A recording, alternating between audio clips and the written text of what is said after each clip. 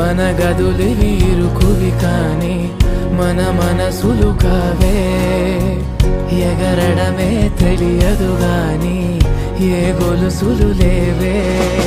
నువ్వు అన్న ప్రతి ఒక్క మాట సరిగమ పదని సపాట గుండె కూడా చిందులేసేనంట చూడే ఈ పూట